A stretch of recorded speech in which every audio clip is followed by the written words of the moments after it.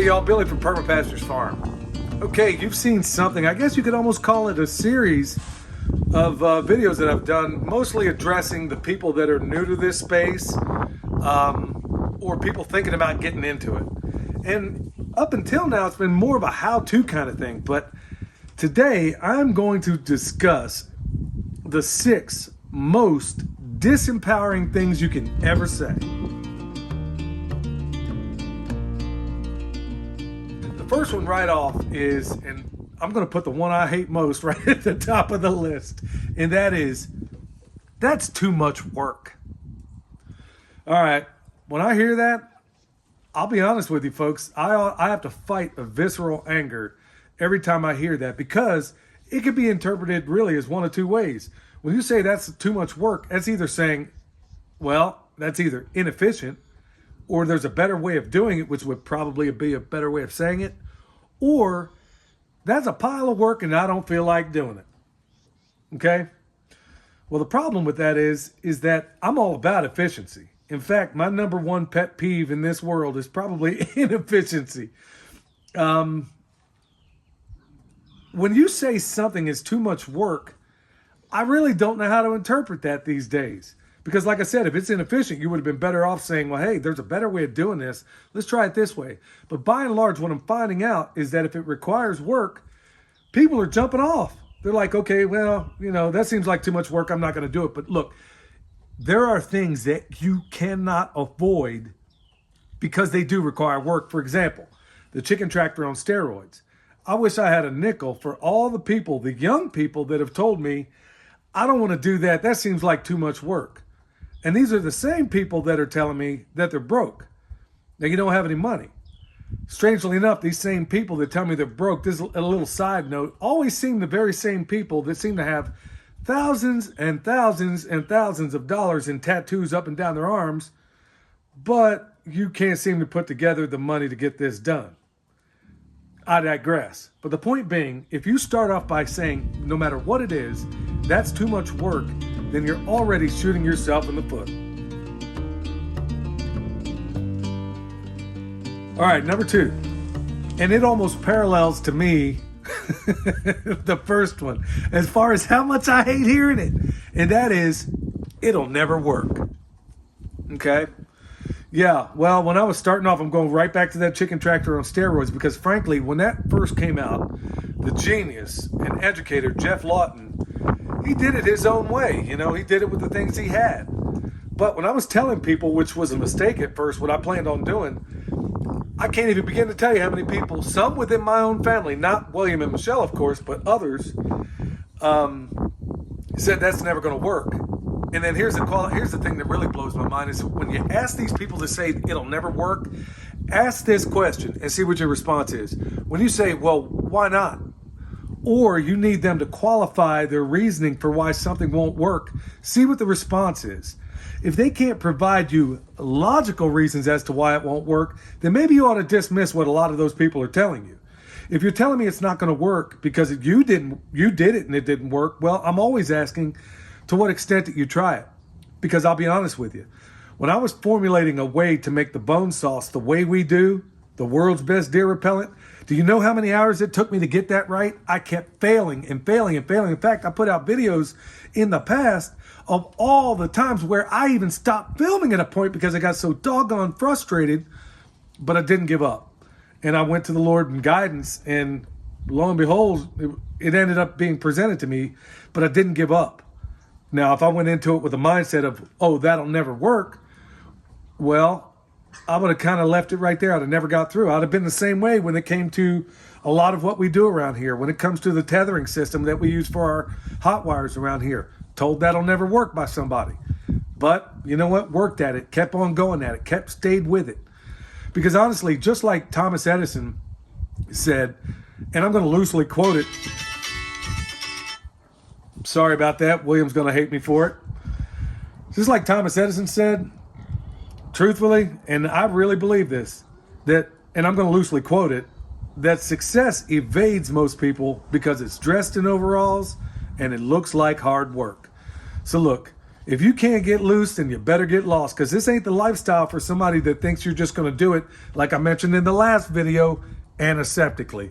Ain't no such thing as antiseptic farming, y'all, especially antiseptic permaculture farming. Okay, number 3. Y'all, I'll be honest with you. I said the first one was the one I hated most, but it might be this one. You know what? I'm going to change up what I said first. I'm going to pick this one as the one I hate most.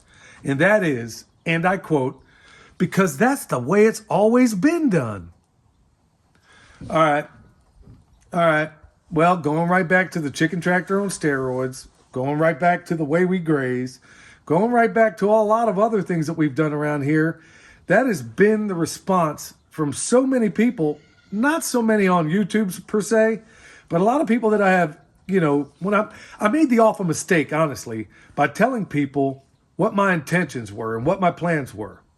And if I had a nickel for every single time somebody has told me, some hooplehead has said to me, some of which were in my own extended family, telling me that's never going to work, or that's the way it's always been done. That irks me to no end. That gives you license to be lazy. There is nothing that says lazier to me than hearing a person say that your reasoning for doing this is because that's the way it's always been done. Okay, honestly, there are times, I'll be the first to admit, that the old way and the way it's always been done is without a doubt the best way. There's a lot of people, some of which I've known, that do things and tweak a good old method because they want to put themselves on the map and become famous, or to be known for something just because it's avant-garde or different. That ain't cool.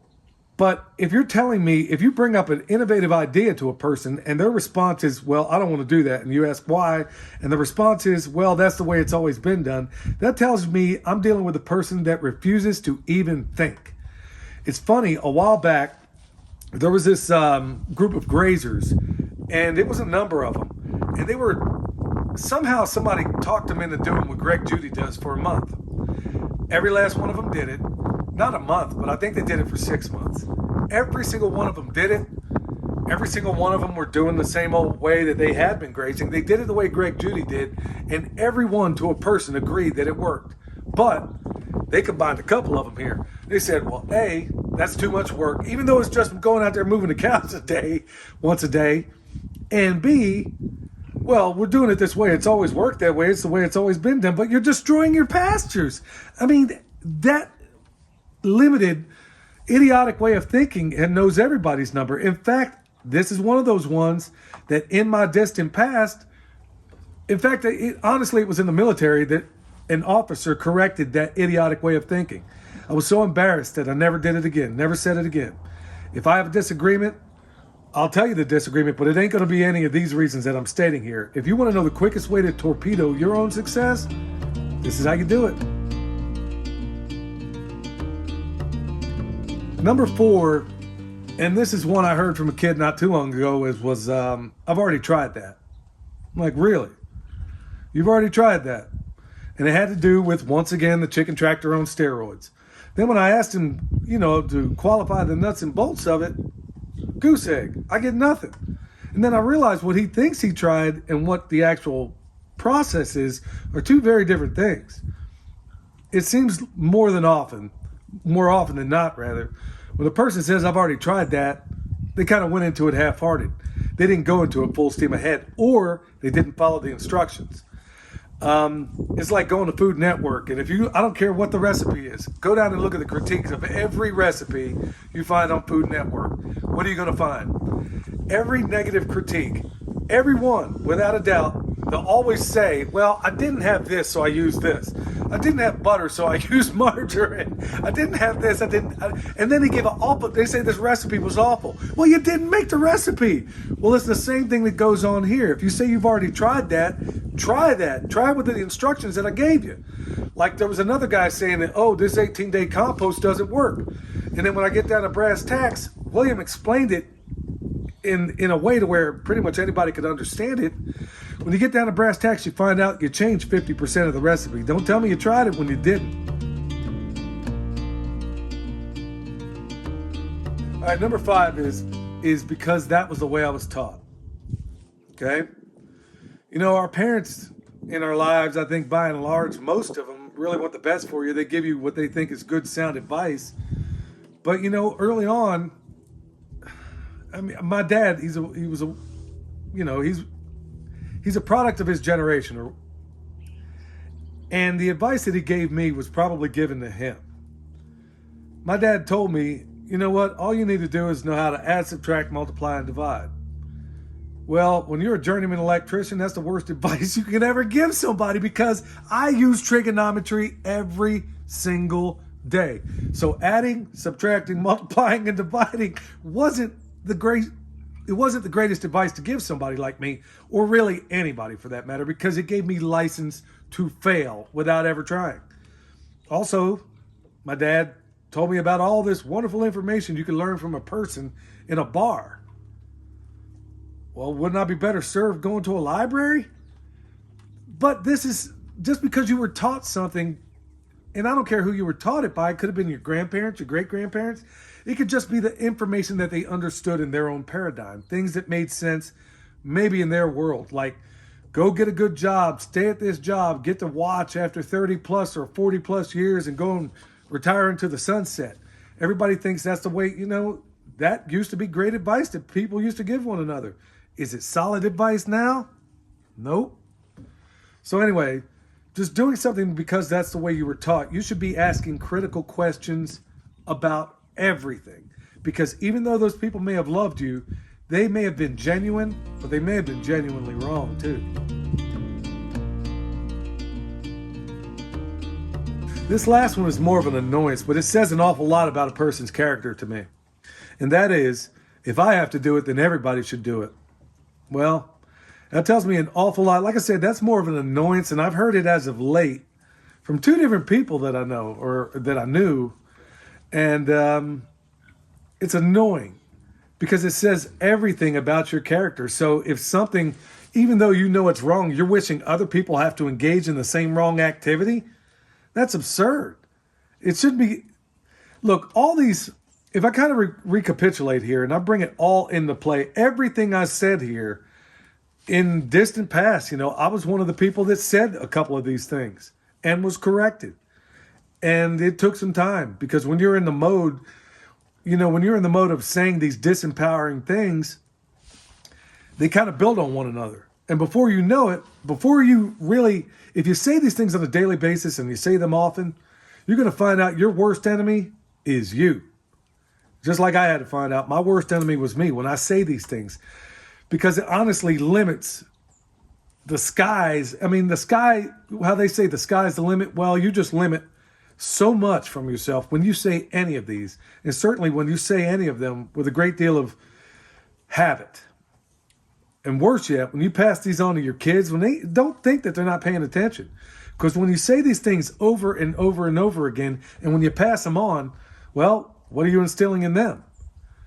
So, folks, at the end of the day, I know that I've done something of a series here, and I covered all these how-to type things, but I really wanted to cover this more than anything. In fact, I've been thinking about it and thought about, well, you know, should I really talk about this stuff? Is it really going to be helpful? And then I really decided, yeah, you know it is. Because if you're getting into this lifestyle and you have a habit of saying anything I just said right now, you ain't going to stick it out for long. And I dare say that whatever career you're in right now probably ain't going to work out well for you there. So like I say, as always, you know, check out the website, check out the description box, check us out on Patreon. Thank you so much for tuning in. Until next time, this is Billy from Perma Pastures Farm, where permaculture is my passion. We'll see you next time.